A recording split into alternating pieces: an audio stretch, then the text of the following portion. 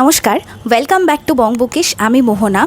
তো আজকে যে বইটা নিয়ে কথা বলবো, সেই বইটা যখন কিনতে গেছিলাম তখন প্রথমত তো কলকাতা আন্তর্জাতিক বইমেলায় সেই প্রকাশনী স্টলে গিয়ে বইটা পাইনি।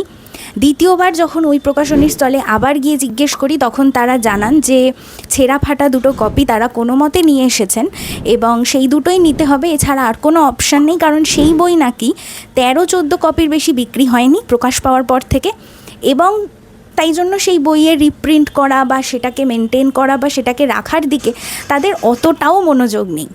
শুনে খারাপ লাগলেও আমরা ওই ছেঁড়া ফাটা দুটো কপি নিয়েছিলাম, আমি এবং আমার বান্ধবী।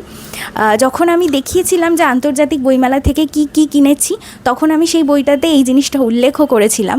তো আশা করি এতক্ষণে সবাই বুঝে গেছেন কোন বইটা নিয়ে কথা বলবো। তবে আমার মতে এই বইটা কিন্তু শুধু 14-15 কপি বিক্রি হওয়ার মতো একেবারেই নয়। তো আসুন ঢুকে পড়া যাক সেই বইয়ের আলোচনায়। যে বইটা নিয়ে কথা বলবো সেই বইটার নাম হচ্ছে রণবিশ্বাস কারো নাম নয়। এটা লিখেছেন অলোকপর্ণা, প্রকাশিত হয়েছে আজকাল থেকে এবং এটার মুদ্রিত মূল্য হলো 200 টাকা। এটা অত্যন্ত ডার্ক একটা মনস্তাত্ত্বিক উপন্যাস তো বটেই, এবং ভীষণভাবে এটা একটা অ্যানার্কিস্ট উপন্যাসও বলা যায়। কেন বলা যায়? কারণ এখানে লেখিকা এমন একজন 16 বছরের ছেলেকে দেখিয়েছে, যে 16 বছরের ছেলে বয়সে 16 হলেও তার মস্তিষ্কের দিক দিয়ে সে কিন্তু বিশাল রকমের প্রাপ্তবয়স্ক, এবং তার ধারণা বা ভাবনা বা চিন্তা এই সমস্ত কিছুই প্রাপ্তবয়স্কদের মতো। অর্থাৎ তিনি একটা অদ্ভুত ডিস্টোপিয়ান চরিত্র তৈরি করেছেন, যার বয়স 16 কিন্তু তার ভাবনা চিন্তা প্রাপ্তবয়স্ক। এবার আপনার মনে হতে পারে তাহলে তো এই উপন্যাস ডিস্টোপিয়ান। অ্যাকচুয়ালি নয়। আসলে এই যে প্রাপ্তবয়স্ক চিন্তা বা ভাবনা বা অনুভূতি একটা ছেলের, সেটা কি তার নিজের মধ্যে নিজে থেকেই হচ্ছে, নাকি সমাজ সেটা করে দিচ্ছে, জোর করে চাপিয়ে দিচ্ছে? এইটাই বোধহয় প্রশ্ন। প্রথমে গল্পটা একটু বলি। রণবিশ্বাস 16 বছরের একটি ছেলে।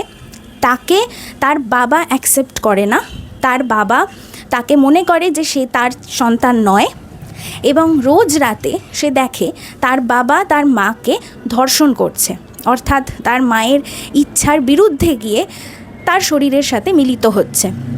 এরকম একটা ছেলে এরকম পরিবেশে যখন বড় হচ্ছে এবং তাকে প্রতিনিয়ত শুনতে হচ্ছে যে সে তার সন্তান নয়, তার বাবা তার নিজের বাবা নয় ইত্যাদি, সেরকম পরিস্থিতিতে যে কোনো বাচ্চার মানসিক অবস্থার জায়গাটা কোথায় গিয়ে দাঁড়াবে আশা করি আমাদের অনুমান করতে একটুও কষ্ট হয় না।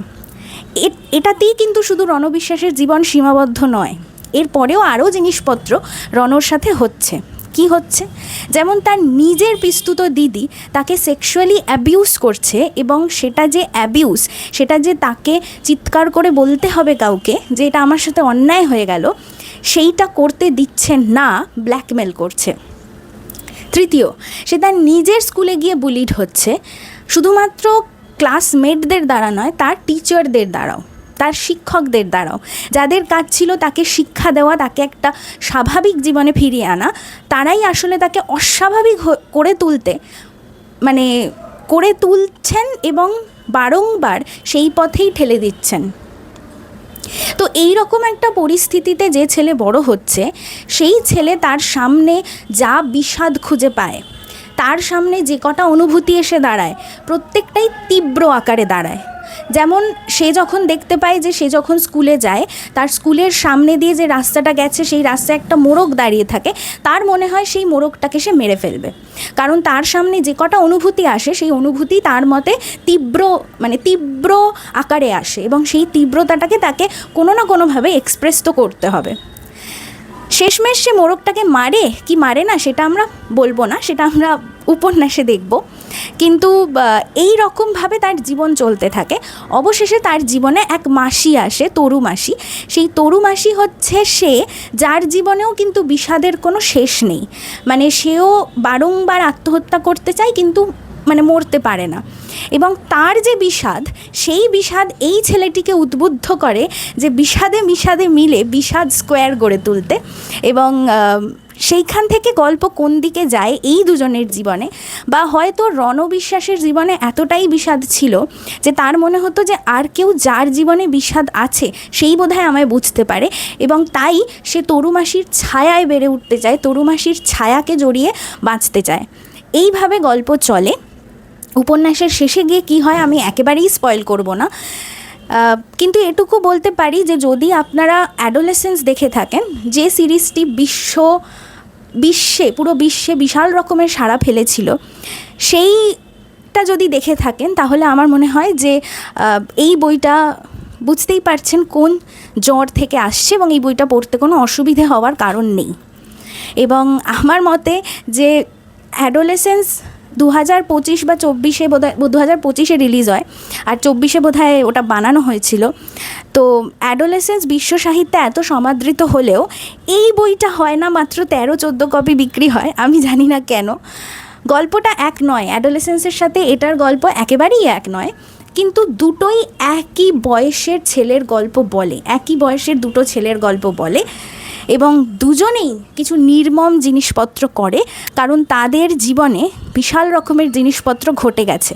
রণবিশ্বাসের জীবনে কী কী ঘটেছে সেটা তো আমরা বই থেকে জানতে পারি, কিন্তু অ্যাডোলেসেন্সে আমরা দেখতে পাই যে ছেলেটির জীবনে সেইভাবে মারাত্মক কিছু ঘটেনি, হয়তো বুলিং ঘটেছিল স্কুলেতে, যেটা সাধারণত ঘটে, এবং তার বাবা মা কিন্তু চেষ্টা করেছে একটা পারফেক্ট লাইফ দিতে, কিন্তু সেইটা কোথাও গিয়ে খামতি না খামতি থেকেই গেছে, এবং সোশ্যাল মিডিয়া অ্যাডিকশন ইত্যাদির ফলে সে যেটা করেছে সেটা ঘটে।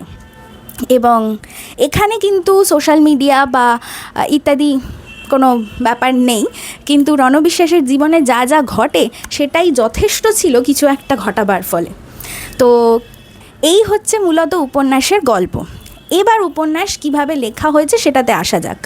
প্রথমত উপন্যাসটা এমনভাবে লেখা হয়েছে যেটা যেন রণবিশ্বাস আপনার সাথে কথা বলছে, রণবিশ্বাস পাঠকের সাথে কথোপকথনে কথা বলছে, সেইভাবেই কিন্তু উপন্যাস এগোচ্ছে এবং মারাত্মক কথা বলছে। কারণ বেশ কিছু জায়গায় অনেকটা কথা বলে নেওয়ার পর সে আপনাকে প্রশ্ন করছে, আচ্ছা আপনার কি কখনো এরম অনুভূতি হয়েছে, আচ্ছা আপনার কি মনে হয়েছে যে মোরগটাকে মেরে ফেলি, এরম টাইপের প্রশ্ন, যেখানে গিয়ে আপনি রীতিমতো হতভম্ব হয়ে হাঁ হয়ে বসে থাকবেন যে হঠাৎ করে এটা কি হলো। কারণ অতটা গভীরে ঢুকে যাওয়ার পরে যখন এরকম প্রশ্ন আপনার দিকে ধেয়ে আসবে তখন আপনি সত্যিই ওটা নিয়ে ভাবতে বাধ্য হবেন।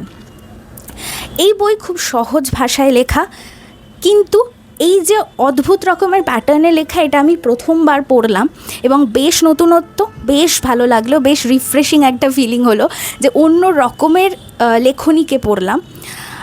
লেখিকার লেখনী আমি প্রথমবার পড়লাম, এটা আমার প্রথম বই, কিন্তু মারাত্মক ভালো লেগেছে। এবং আমার খুব ইচ্ছে হয়েছে যে মানে এই লেখা যেন আরও অনেকে পড়ে, এরকম লেখা যেন আরও অনেকে পড়ে। কারণ যতদূর জানি লেখিকা খুবই আন্ডাররেটেড, তো কেন আমি জানি না, আমার তো বেশ ভালো লেগেছে। বইটা শেষ করার পরে আমি রীতিমতো বেশ কয়েকদিন এটার ঘুরেছিলাম, মানে কাটানোর জন্য বেশ লাইট কিছু সিনেমা বা সিরিজ ইত্যাদি দেখতে হয়েছে, কারণ এটা এতটাই গভীর আর এতটাই ডার্ক যে এটা কিন্তু শেষ করার পরে আপনার মধ্যে বেশ ভালো রকম ছাপ ফেলে যাবে। তো এই হচ্ছে এটার রিভিউ। এটার প্রচ্ছদটা কিন্তু আমার মারাত্মক লেগেছে, মানে যদি ভালোভাবে দেখেন তাহলে মনে হবে যে শুধু একটা মোরগ এখানে আঁকা রয়েছে, কিন্তু মোরগটা যদি একটু জুম করে দেখেন তাহলে দেখবেন ওর ভেতরেও একটা মানুষের মানে ছবি ফুটে উঠছে। তো এর প্রচ্ছদটাও আমার ভীষণ ভালো লেগেছে। আমি জানি না কেন এটা অনেকে পড়েননি, হয়তো ডার্ক বা এতটা ডার্ক সাহিত্য অনেকে পড়তে চান না, সেটা খুবই স্বাভাবিক, কিন্তু যারা পড়তে চান তারা অবশ্যই পড়বেন, এটুকুই আমার বক্তব্য। আর একটা জিনিস আমার মনে হয়েছে সেটা হলো যে বিষাদের যেটা বইতে দেখানো হয়েছে, যে বিষাদ যখন বিষাদ স্কোয়ার হয়ে ওঠে তখন যে ফলাফলটা এখানে দেখানো হয়েছে সেই ফলাফল ব্যতীত আর কোনো বোধহয় ফলাফল থাকে না। এটা যারা পড়বেন তারা বুঝবেন আমি কিসের কথা বলছি।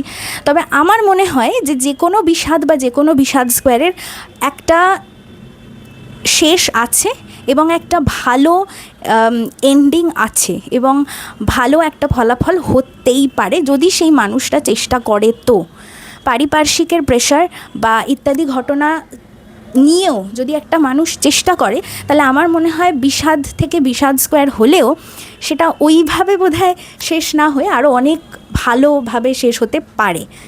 তো তো এটা একটা আমার জাস্ট বক্তব্য, আমার মনে হয়, অনেকের নাও মনে হতে পারে, সম্পূর্ণ স্বাধীনতা আছে সবার। তো এই মোটামুটি এই বইটা নিয়ে বক্তব্য, আশা করি অনেকেই পড়ে দেখবেন। অবশ্যই ডিসক্লেমার এটা থাকবে যে এটা প্রাপ্তবয়স্কদের জন্য বই, কখনোই মনে করবেন না এটা বাচ্চাদের জন্য বই বা যারা প্রাপ্তবয়স্ক নন তারা হঠাৎ করে বই তুলে নেবেন, একদম নয়। এই বইটা অবশ্যই প্রাপ্তবয়স্কদের জন্য বই, তো সুতরাং তারাই পড়বেন। এবং দ্বিতীয় হচ্ছে এটা যথেষ্ট ডার্ক এবং মনস্তাত্ত্বিক উপন্যাস, সুতরাং হঠাৎ করে মনে হলো পড়ে ফেলবেন এরকম কিন্তু হবে না, সুতরাং সেইগুলো মাথায় রেখে তবেই পড়বেন। আর ভাষা বা লেখনী নিয়ে কোনো সমস্যা হবে না, শুধু এই দুটো জিনিস মাথায় রাখলেই চলবে। ধন্যবাদ। এই হলো বই নিয়ে কথাবার্তা, আশা করি ভালো লেগেছে। আর ভালো লাগলে অবশ্যই আমার চ্যানেলকে লাইক, শেয়ার, কমেন্ট এবং সাবস্ক্রাইব অবশ্যই করে দেবেন। আরও অনেক নতুন নতুন বইয়ের সন্ধান নিয়ে কিন্তু আমি এই চ্যানেলে আসি, সুতরাং অবশ্যই করে দেবেন। ধন্যবাদ।